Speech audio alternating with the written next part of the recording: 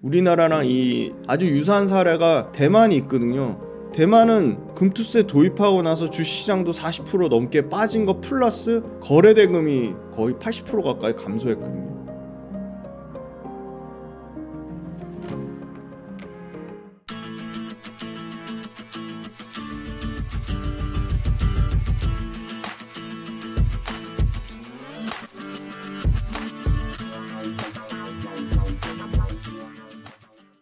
안녕하세요. 김지훈의 훈훈한 주식 유튜브 채널을 운영하고 있고 주식 투자 강의를 열심히 하고 있습니다. 그리고 본업은 전업 투자자입니다. 오랜만에 응대 책방 나왔는데 제가 아는 한 최대한 실전 투자에 관련된 나름의 꿀팁을 전해드리고 가겠습니다. 일단 지표가 너무 잘 나오면 오히려 그러니까 지표가 잘 나온다는 거는 물가가 잘 안 잡힌다는 거잖아요. 지표가 떨어져야지 물가가 좀 잡힌다는 거니까 물가 잡혀야지 결국 금리를 내릴 거거든요. 그런데 이 물가가 생각보다 높은 상태를 계속 유지를 하고 있고 CPI가 내렸다는 거는 결국은 물가가 잡혔다는 증거인데 CPI 때문에 지금 금리를 계속 못 내리고 있는 상황인 거거든요. 계속 그 파월 연준 의장이 데이터에 의존해서 금리를 인하하겠다고 밝혔으니까.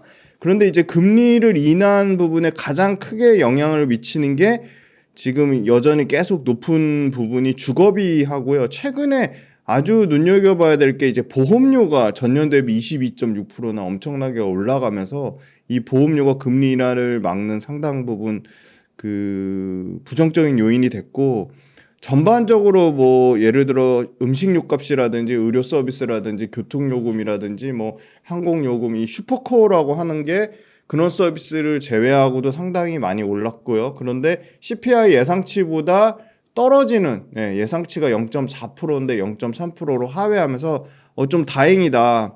그래서 주거비가 전년 대비해서 YOY로 2배 이상 늘었음에도 불구하고 물가가 그래도 적정 수준을 유지한 거는 나머지 다른 지표들이 좀 떨어졌기 때문이고요. 소비자 물가가 월간 0.3이라고 하면 12개월 기준으로 하면 물가가 3% 올라간 거고 소비자 물가가 월간 0.2%라고 하면 12개월로는 2% 올라가는 수준인데 지금 3% 정도 수준이니까 앞으로는 여기서 더 올라갈 정도로 엄청나게 고용이 좋아야 되는데 지금 생각보다 이제 실업자 수가 조금 늘어나고 있거든요. 그리고 정부에서 준 돈도 거의 다 떨어진 상태고 그리고 소매 판매 전에 나왔던 제조업 지수 관련돼서도 그렇게 썩 좋게 안 나왔거든요. 그래서 저는 사실은 금리가 좀 더 빨리 될 줄 알았는데 금리가 안 되는 게 아니라 금리 인하의 시기가 늦춰진 거고 아마 9월 달하고 12월 달에 총 2번 할 것 같습니다. 원래는 3번 예상했는데 2번 예상한 거고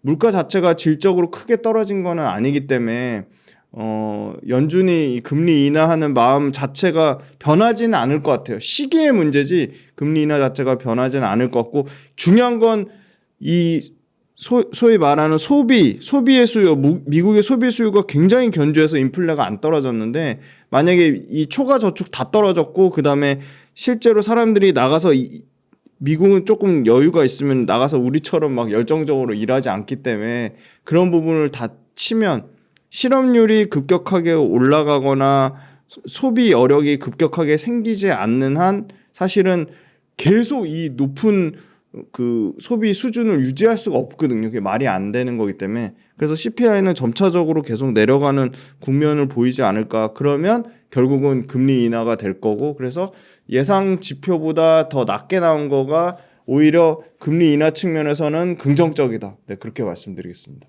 금리 인하라는 게 그러니까 금리가 쉽게 말하면 돈의 값인데 돈의 가치가 떨어진다는 건 다른 실물 자산이나 주식 투자 같은 금융 투자 자산의 가치가 올라간다는 거거든요. 각종 이제 금융 투자 자산의 가치가 올라간다는 거니까 금리가 떨어진 거는 주시장에는 긍정적인 영향으로 봅니다. 항상 보면은 금리 낮았을 때가 그 주시장의 가치가 올라갔거든요. 왜냐면 굳이 주식을 투자 안 해도 금리, 그러니까 돈의 값어치가 올라간다는 건 쉽게 말해서 그냥 은행에 넣어놓는 예적금의 가치가 올라가는 거잖아요. 그죠? 그런데 우리나라 같은 경우는 계속 금리를 동결했단 말이죠. 근데 미국이 금리 인하하면 우리나라랑 미국이랑 금리 차가 그렇게 심하게 날 수 없기 때문에 우리나라도 미국이 7월 달에 금리 낮추면 우리도 9월쯤에는 금리 인하하지 않을까? 그러면 우리나라 돈의 가치도 떨어지면 그 소위 말하는 주식의 가치가 올라갈 건데, 예전에는 비트코인 올라가면 주식도 같이 올라갔는데 지금은 비트코인하고 주식하고 조금 다른 상관관계를 보이고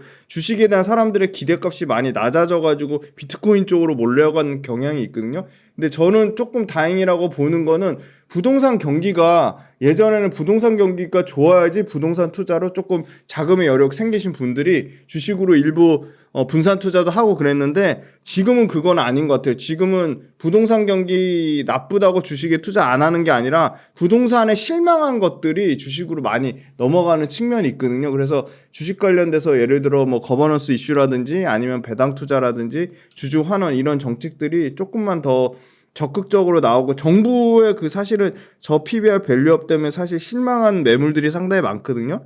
그런데 그 실망한 매물들이 그러면 다른 비트코인이냐 뭐 부동산으로 갈 거냐, 그렇다기보다는 국내 주식 안에서 금리가 인하했을 때 가장 수혜를 받는 성장주들, 뭐 AI 반도체는 너무 많이 올랐으니까 AI 반도체를 제외하고, AI 반도체만 성장주는 아니거든요. 다른 성장주, 제약바이오도 성장주가 될 거고, 소위 말하는 요새 이제 핫한 화장품, 미용, 의료기기 같은 것도 글로벌로 확장되면서 충분히 성장을 하고 있거든요. 그런 측면으로 봤을 때는 이런 그 소위 말하는 그 정부의 저 PBR 밸류업인데 사실은 성장을 전혀 못하는 일종의 뭐 내수 가치주라고 해야 되나, 내수 가치주 성향의 그 주식에서 완전히 이제 구조적인 성장주, 제약바이오라든지 뭐 최근에 주가가 많이 빠졌지만 여전히 성장주의 모멘텀을 갖고 있는 K컬처, 그러니까 엔터 같은 회사들, 그다음에 방산, 그리고 로봇, 이런 성장주들로 이 주식의 성격 자체가 좀 바뀌는 모습을 보일 것 같고요.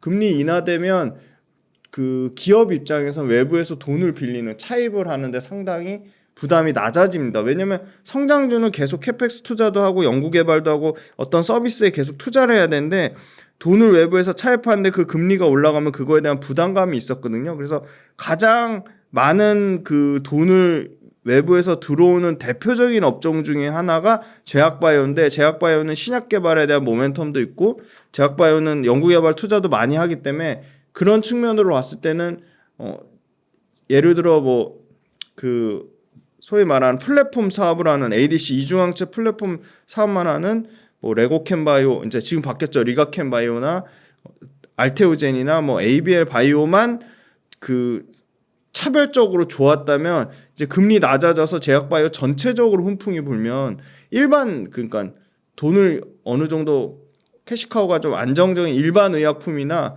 전문 의약품 잘하는 그냥 전반적인 제약바이오 업체 쪽으로 좀 확산이 일어나지 않을까. 근데 제약바이오도 보면 사실 숫자 찍히는, 전문 의약품 잘 팔아서 숫자 찍히는 회사들도 있고 일반 의약품 잘 팔아서 숫자 찍히는 회사들도 있거든요. 그래서 금리 인하되면 제약바이오 쪽에 좀 훈풍이 불지 않을까, 그렇게 보고, 로봇 관련된 회사도 계속 캐펙스 투자하고 모든 제조업에 이제 로봇이 다 쓰이고 일반 서비스업에도 로봇이 엄청나게 쓰이는데, 로봇 관련된 회사도 성장하거나 연구개발하려면 외부에서 차입을 하는데 그 비용이 낮아지면 당연히 그런 회사들이, 로봇 회사들 다 적자인데 흑자 전환 시기가 엄청 빨라지면 아까 말씀드린 정부의 저 PBR 밸류업 쪽으로 수급의 쏠림 현상이 있었는데 그게 조금 완화되는 측면이 있을 거라 보고 있습니다. 그 금투세가 이제 주식, 채권, 펀드, 파생상품에 대해서 이제 발생한 소득에 대해서 포괄적으로 과세하는 건데, 사실은 국내 상장 주식 5천만 원이고 나머지 해외 주식이나 비상장, 채권, 파생상품 이거는 250만 원까지 비과세 되는 거거든요. 근데 이게 보시면 금투세가 결국은 세금 많이 거두려고 하는 건데, 금투세 도입하면 예상 세수가 1조 5천억 정도 늘어난다는 거거든요. 근데 일단은 우리나라는 금투세랑 거래세를 지금 이중으로 과세를 하고 있어요. 지금 이중 과세. 근데 심지어 거래세를 없애지도 못해요. 왜냐면 거래세 보시면 피디님도 매매해봐서 아시겠지만 농어촌 특별세라고 돼 있어요. 그게. 그러니까 그걸 없앨 수가 없는 상황인 거죠. 그럼 농어촌 특별세 없애면 농업에 종사하시는 분들 뭐 엄청나게 그게 되겠죠. 그래서 거래세까지 같이 없애야지 뭐 어떻게 보면 세수 형평이 맞는 건데, 정치적인 성향을 떠나서 무슨 금투세 얘기하면 야 뭐 5천만 원 버는 사람이 몇 명이나 돼, 뭐 그런 좀 말 같지 않은 소리를 하시는데 그게 맞지 않고요. 결국은 조세 정의도 구현해야 되고 실효성도 좋아야 되고 부작용도 없어야 되는데 그럼 금투세 없애면서 일단은 금투세 자체가 한 군데만 원천징수로 금융기관이 지정해야 되거든요. 5천만 원을. 그러면 주식 관련돼서 신청한 금융사 한 군데만 5천만 원 비과세고 계좌를 여러 개 쓰시는 분들 대부분이 한 계좌만 쓰지 않잖아요.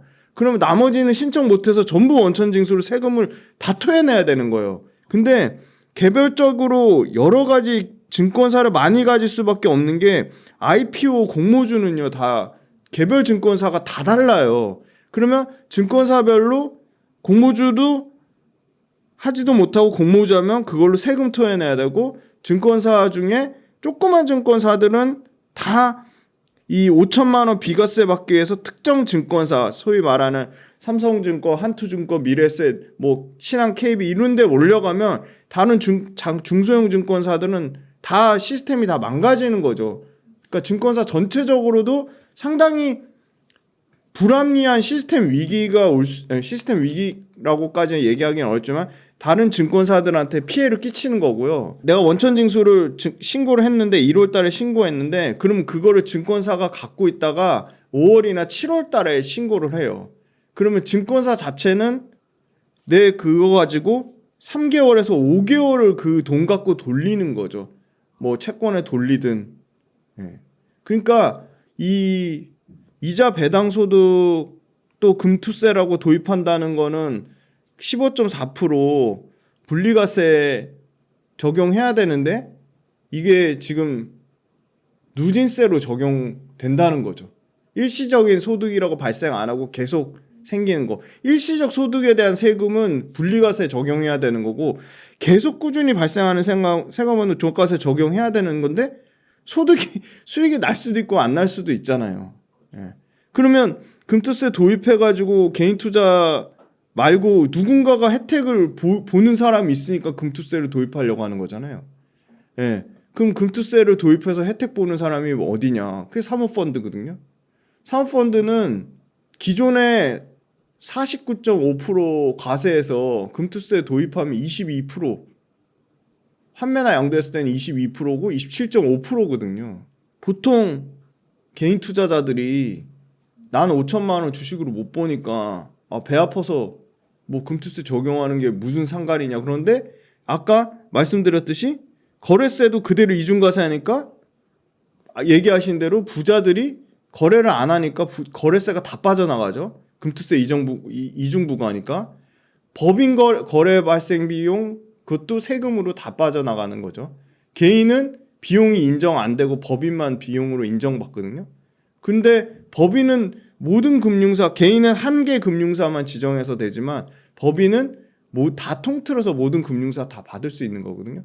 근데 법인 중에 아까 말씀드린 사모펀드가 49.5% 받다가 27.5%니까 특정 세금만큼 20% 가까이 세제 혜택을 받는 거죠.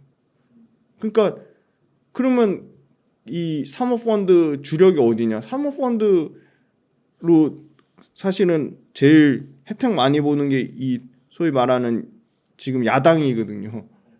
더불어민주당에 어떻게 보면은 자금원이 사모펀드가 상당히 있거든요. 그래서 거래세 일단 첫 번째로 거래세가 보통 11조에서 13조인데 지금 거래세가 지금 그 얘기하신 개미들 중에 비중 큰 개미들 빠져나간다는 그런 우려랑 여러 가지 지금 국내 주식시장에 대한 그 신뢰도가 떨어지는 부분, 그다음에 유동성 떨어지는 부분까지 해서 얼마가 줄었냐면 지금 평균 8조거든요.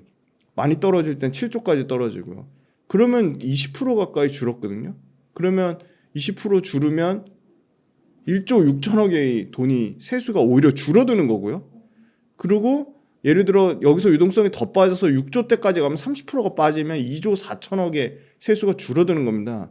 근데 아까 초반에 말씀드렸을 때 뭐 5천만 원 이상 몇 명 되냐 해서 도입했을 때 들어오는 세수 효과가 1조 5천억이면 거래세 줄어드는 거로 똔똔 치면 오히려 마이너스인 거예요. 1조 2천억이 마이너스거나 최소 1조 이상 마이너스거든요. 아주 유사한 사례가 우리나라랑 이 제조업 같이 강하면서 비슷한 사례가 대만이 있거든요. 대만은 금투세 도입하고 나서 주식시장도 40% 넘게 빠진 거 플러스 거래 대금이 거의 80% 가까이 감소했거든요. 그러니까 그래서 윤석열 대통령이 이거 돈 상당 부분 많이 자금 이탈된다. 예. 그렇기 때문에 사실은 주식에서도 빠지고요. 또 뭐에 또 부정적인 요인이 있냐면 아까 그 IPO 관련된 게 계좌를 여러 개 못 만드니까 IPO 시장이 당연히 위축될 수밖에 없죠. 개인 투자자들이 계좌 여러 개 만들어서 IPO 적극적으로 참여해야지. IPO는 뭐죠? 신규로 주식시장에 들어오는 기업에 대해서 자금 지원해 주는 거잖아요. 그럼 신규로 돈이 못 들어오면 주식시장 가장 큰 저는 역할이 기업의 자본 조달 역할이라고 생각하는데 그게 정상적인 재기능을 못하면 주식시장이 망가질 수밖에 없는 거죠. 그리고 기본적으로 이 IPO 관련된 공모주 사는 혜택을 주는 하이힐드 펀드가 있거든요. 채권 펀드. 이게 하이힐드 펀드가 트리플 B, 그러니까 등급이 낮은 채권을 사야 되는데 하이힐드 채권 펀드 쪽으로도 이 세금으로 이 자본 차익에 대한 세금으로 이 하이힐드 채권 펀드가 불이익을 받으니까 채권 수요 자체도 떨어지는 거죠. 근데 채권은 사실은 이 소위 말하는 어떻게 보면 제로섬 게임인데 채권에 대한 부분까지 혜택을 토해내야 된다고 하면 채권도 안 하죠. 채권으로 공모주 펀드, 그러니까 하이힐드 채권 펀드를 통해서 공모주 혜택도 못 받으니까 공모주도 당연히 안 하겠죠. 아까 증권사, 특정 증권사 내가 말하는 5천만 원 혜택, 그러니까 한 증권사로 몰아야지 5천만 원 혜택 받을 수 있다는 거거든요. 그 한 증권사로 몰면서 나머지 계좌들이 다 죽은 계좌가 되니까 작은 증권사들이 문 닫을 위기에 생기는 거죠. 그리고 결국은 개인 투자자 말고 금투세로 혜택을 보는 거는 사모펀드가 혜택을 보는데 사모펀드는 기업들이 싹쓸이 하는 건데 그 기업들 뒷배경은 지금 야당인 더불어민주당이 솔직히 그걸로 어떻게 보면 자기네들은 다 국회의원들은 다 사모펀드로 3억 이상 내는 사모펀드로 다 그렇게 하잖아요. 그리고 부자 감세 뭐 서민 감세 이런 얘기 하는데 부자들 사실 못 살게 굴고 괴롭히면 그게 결국은 다 돌고 돌아서 일반 시민들한테 피해가 와요. 예. 그러니까 난 못 버니까 나는 주식으로 5천만 원 못 버니까 배 아프다 얘기하실 게 아니라 이게 결국은 돌고 돌아서 피해가 개인 투자자한테 오는 거죠. 채권 할 때도 불이익 받죠. 공모주 펀드 해서 하이힐드 채권 펀드 할 때도 불이익 받죠. 그리고 요새 채권 투자 유행인데 채권의 유동성도 급격하게 줄어들어요. 같이 줄어듭니다. 그래서 조세정이 구현도 안 되죠. 실효성도 떨어지죠. 부작용이 생기는데 그럼 이런 세제 혜택적인 부분을 충분히 보완해가지고 분리과세를 적용한다든지 아니면 개인만 이렇게 그걸 받지 않게 똑같이 아까 말한 사모펀드, PF 또 똑같이 더 내야죠. 세금 더 내야죠. 그렇게 만들어야죠. 그리고 누진세 적용하면 안 되는 거고 그 특정 기간 동안 소위 말하는 그 국세청에 납부 신고하는 기간 동안 증권사나 이런 운영하는 데서 그거 갖고 돈놀이 안 하게 그것도 막아야죠. 제도적으로. 그런 게 제도적으로 다 포함되어야지만 그걸 거래소도 농어촌 특별세 때문에 없애지 못하는 것도 말이 안 되는 거죠. 그럼 거래소도 투명하게 없애야 되는 거죠. 지금 이중과세 적용하는 거니까 이게 지금 5천만 원 초과 이익 난 사람이 1%밖에 안 된다. 이거 자체가 이게 말이 안 되는 거라고 생각합니다. FEOC 쪽 가장 기대감 컸던 게 전액이죠. 전액하고 그 분리막의 소재 쪽인데 전액은 이미 그 기대감이 선반영돼서 올라간 측면이 있고 분리막 소재에 들어가는 거는 상당 부분 중국 업체들이 미국에 이미 진출이 돼 있거든요. 그래서 경쟁 우려가 있는데 차종별로 전 다르다고 봅니다. 어떤 차종을 적용하냐에 따라 완성차의 판매 순위에 따라 다른 거지 FEOC 관련된 부분보다는 저는 전기차의 종류 중에 특히 그 중에 보조금 받는 업종이 중요하다고 보거든요. 그래서 지금 1월 달부터 3월 달까지 데이터 보시면 국내 3사가 소폭 줄었거든요. LG엔솔 이게 성장률이 그래도 LG엔솔도 평균 20% 이상 성장률이 나왔는데 지금 1분기 누적으로는 7.8% 성장률 나왔고 점유율이 소폭 떨어진 13.6%거든요. 그러니까 철저하게 그 밸류 체인별로 완성차에 들어가는 배터리, 완성차 일단 제일 첫 번째 완성차 종류, 어떤 종류에 들어가는 배터리냐가 중요하고요. 완성차 뭐가 어떤 게 잘 팔리냐, 그게 사실 제일 중요하고요. LG엔솔은 상당히 줄었지만 삼성 SDI는 전년 대비 36.3% 성장하면서 뭐 중국의 S볼트 다음으로 성장률이 높았습니다. 두 번째로 상당히 높은, 그러니까 탑6 중에서는 가장 성장률이 좋았습니다. 그리고 점유율도 4.7%에서 5.3%까지 올라갔고, 이건 중국 포함입니다. 그리고 SK온 같은 경우는 상당히 역시 포드의 그 픽업 트럭 라인이 부진해서 그거에 직격타를 받아서 8.2% 성장률이 감소했고, 심지어 순위도 5위였다가 6위권으로 떨어진 거죠. 그래서 삼성 SDI의 약진이 상당히 눈부시다. 그리고 비중국권으로 보면 삼성 SDI의 점유율이 10.8%, 11%까지 올라갑니다. 그러니까 역대 최대 수준이고, 눈여겨봐야 될 거는 3등의 파나소닉하고 거의 비슷한 수준이에요. 파나소닉이 11.9%인데 삼성 SDI가 10.9%까지 올라왔다. 1%밖에 안 나는 수준이고요. LG엔솔이 25.7%고요. 삼성 SDI가 10.8, SK온이 9.3에서 국내 3사가 중국을 제외한 유럽과 미국 시장에서 대략 한 45% 정도 차지하고 있다. 그리고 CATL하고 BYD가 있는데요. CATL하고 CATL 27.5%, 1.1% 정도 점유율이 올라갔는데 BYD도 올라갔죠. 점유율이 같이. 그래서 BYD랑 CATL 합산 대략 30%니까 비중국에서는 여전히 앞서고 있는데 격차가 줄어드는 거는 좀 우려할 만한 요인이에요. 근데 다만 출하량 기준으로 하지 말고 매출 기준으로 하면 또 달라집니다. CATL 점유율 1등인데 매출 기준으로는 5% 가까이, 출하량 기준으로는 36%에서 매출 기준으로는 30%로 6% 줄어들고요. LG엔솔은 오히려 늘어납니다. 14.9%에서 16.4%로 늘어나고요. BYD 같은 경우도 출하량은 16%였는데 매출 기준으로 11%까지 10.6%까지 떨어지고요. 삼성 SDI는 또 반대입니다. 5.7%에서 7.8%로 올라가고 SK온도 6.6에서 7.5%로 올라간다. 그 말은 무슨 말이냐? 국내 배터리 회사들이 훨씬 고부가 가치 더 비싼 배터리를 판다는 겁니다. 출하량 자체는 적어도 전체 규모에서 보면 매출 기준으로 하면 훨씬 올라간다는 거고요. 상위 6개사 CATL, LG엔솔, 그 다음에 BYD, 삼성 SDI, 파나소닉, SK온이 85%를 점유할 정도로 상위 6개에 철저하게 편중되어 있다. 그래서 이 6개 업체를 사실 제치고 그 위로 뭐 지금 소위 말하는 7등에 있는 뭐 CALV나 뭐 카브나 EV, 뭐 거시안 이런 회사들이 워낙 격차가 너무 많이 차이가 나가지고요. 지금 6등이 파나소닉인데 파나소닉이 4%대고 나머지는 다 1%대거든요. 그럼 4배 이상 성장해야 되는데 그러긴 좀 쉽지는 않아 보입니다. 그리고 배터리 업계 관련돼서 LG엔솔이 17개 차종의 보조금을 받고요. 미국에서.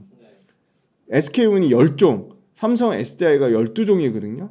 근데 여기서 미국은 합작 엔비전 ASC 2종밖에 없어요. 보조금 받는 차종이. 아직까지 보조금에 어떻게 보면 크게 의존하는 걸 봤을 때는 국내 배터리 업체들이 보조금 싹쓸이 하고요. 수출 데이터 관련돼서 오해하시는 분들이 있는데 요거 수출 데이터 보면 수출 데이터 배터리 수출량 줄어도 워낙 K배터리 3사의 소위 말한 해외 비중이 거의 70% 80% 육박하기 때문에 보시면 한국무역협회 자료인데 20년에 10.6%에서 23년 작년 기준 7.6%까지 떨어졌고요. 7.6%가 국내 생산 비중이라는 겁니다. 92.4%는 해외에서 생산한다는 거고요. 올해 그러면 어느 정도 예상되냐? 올해 6%대입니다. 그러면 94%가 해외에서 생산되는데 해외에서 직접 생산하는데 그리고 거기에 첨단 생산세 공제를 받으면서 세액 공제 받으면서 미국에 유럽에 열심히 공장 짓고 있는데 단순히 수출 데이터가 줄었네 이렇게 말하는 거는 팩트에 안 맞는 거죠.